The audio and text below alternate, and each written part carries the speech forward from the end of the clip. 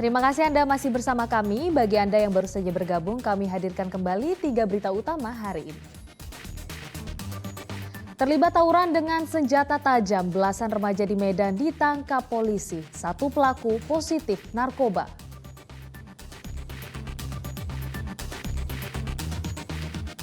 Terlibat tindak pidana perdagangan orang, pasangan suami istri ditangkap.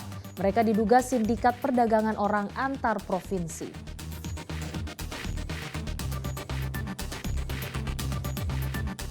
Mantan Kades dan Kaur Desa Tanjung Morawa B. Deli Serdang ditetapkan sebagai tersangka atas kasus dugaan korupsi dana desa dengan nominal hampir 1 miliar rupiah.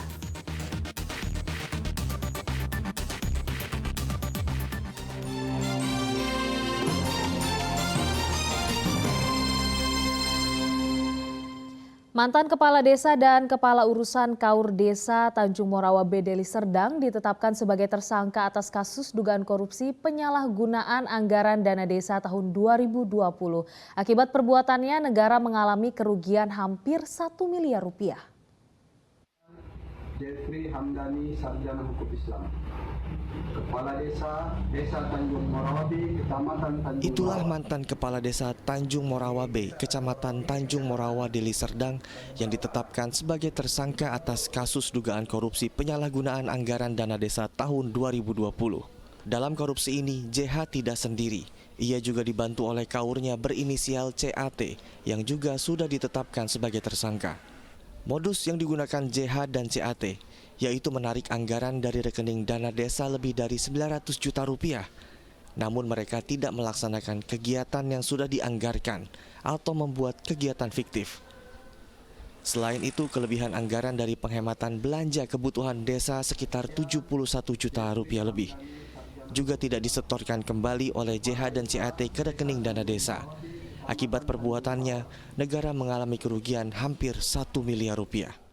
Berdasarkan hasil penyidikan yang kami lakukan terhadap tersangka melakukan korupsi yang terjadi di Desa Tanjung Morawa B, Kecamatan Tanjung Morawa, di mana untuk kerugian yang ditimbulkan berdasarkan hasil audit yaitu sebesar 983.161.589 juta, hampir 1 miliar. Dalam kasus ini, tim penyidik Tipikor Satreskrim Polresta Deli Serdang telah menyita 86 eksemplar dokumen. Kasus dugaan korupsi dana desa dengan tersangka JH dan CAT sudah dilimpahkan ke Kejaksaan Negeri Deli Serdang untuk selanjutnya menjalani proses persidangan di Pengadilan Negeri Tipikor Medan. Muhammad Hamdani melaporkan dari Deli Serdang.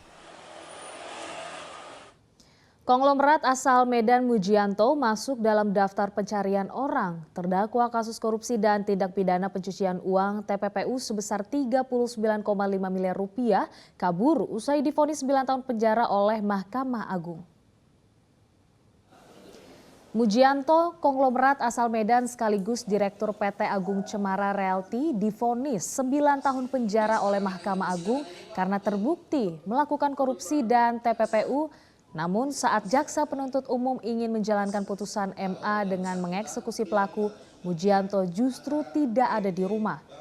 Atas kaburnya Mujianto, Kejaksaan Negeri Medan menerbitkan surat DPO. Penerbitan DPO disetujui bersama pejabat daerah lingkungan setempat. Sebelumnya, Majelis Hakim Pengadilan Tipikor pada Pengadilan Negeri Medan memberikan vonis bebas terhadap terdakwa. Dalam pertimbangannya, Hakim menyatakan Mujianto tidak tahu menau terkait lahan yang dijual kepada Chanakya Suman yang diagungkan ke bank. Karena itu, JPU langsung menyatakan kasasi usai mendengar putusan Majelis Hakim dan dikabulkan oleh MA. Selain penjara 9 tahun, terdakwa juga dituntut mengembalikan uang kerugian negara sebesar 13,4 miliar rupiah atau subsidiar 4 tahun penjara. Jadi kita setelah melakukan cekal, kita langsung monitor rumah dari tersangka terdakwa Mujianto ini. Tidak ada di sana Pak pada saat itu? Tidak ada. Jadi terhadap status Mujianto ini kita telah melakukan cekal dan DPO, di mana surat dari Kejaksaan Negeri Medan telah melakukan cekal dan DPO yang dikirimkan mulai Kejaksaan Tinggi dan diteruskan kepada. Beberapa masakan dikaitkan khusus dengan acara adat tertentu seperti ayam napi nadar. Masakan khas Batak ini biasanya dihidangkan pada acara adat seperti melahirkan anak, pernikahan, anak akan merantau atau tujuan khusus lainnya.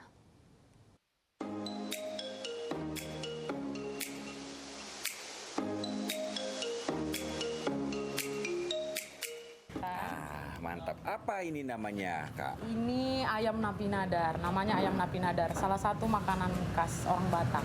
Ayam napi nadar. Iya, ayam napi nadar. Apa kalau gitu makna filosofis ayam napi nadar ini? Biasanya orang Batak itu membuatkan ayam napi nadar ini sebagai sarana untuk memanjatkan doa bagi seseorang yang diberikan ayam ini, seperti itu. Contohnya saya memberikan kepada abang nih ayam ini, berarti biasanya orang Batak itu dikasih ayam ini untuk memanjatkan doa kepada abang supaya abang mendapatkan berkat dari Yang Maha Kuasa, seperti itu. Makna filosofi yang dalam. Iya. Tapi apakah Rasanya filosofi dalam itu juga seenak rasanya ayam pinadar, saudara? Kita coba. Rasanya memang pedas ya? Pedas. Ya. Pedas, tapi ini pakai itu ya? Andaliman pasti ya? Iya, pakai andaliman juga. Andaliman. Pedas itu langsung nyesap. Tapi empuk. Bener. Makanya makna filosofis semangat ya? Iya, semangat. Langsung ke otak, kasih kayak ya rasa pedas, rasa semangat gitu ya. Itulah pokoknya ya. Nah, ayam napi nadar, saudara. Gimana cara pembuatannya? Menarik.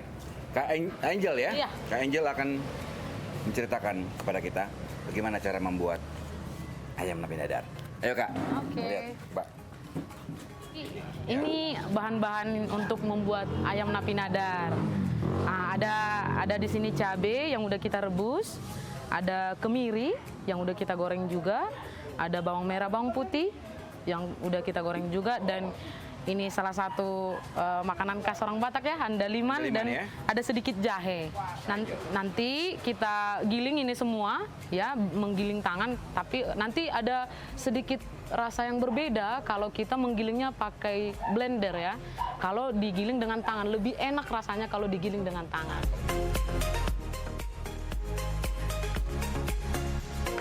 Semua bumbu seperti cabai rawit, andaliman, lengkuas, jahe, kunyit, dan kemiri digiling sampai halus. Untuk ayam napi nadar bisa ditambahkan darah ayam, bisa juga tidak, tergantung selera.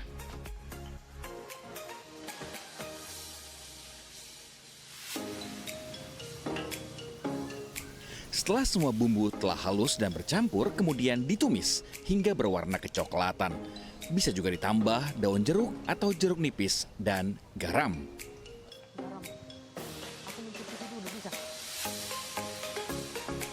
Kemudian masukkan ayam yang sudah dipotong. Aduk hingga rata sampai semua bumbu tercampur dalam daging.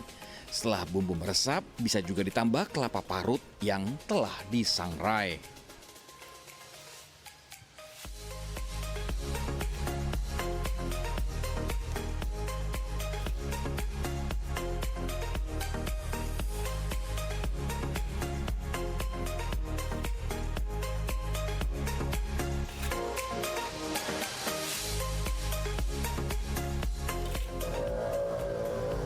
Ayam napi nadarnya siap untuk disajikan. Mau? Henry Sianipar dan Daniel Stanggang melaporkan dari Pangururan, Kabupaten Samosir. Laporan tersebut mengakhiri berita Medan hari ini. Saya Priscilia Claudia berterima kasih atas perhatian dan kebersamaan Anda. Selamat beraktivitas dan sampai jumpa.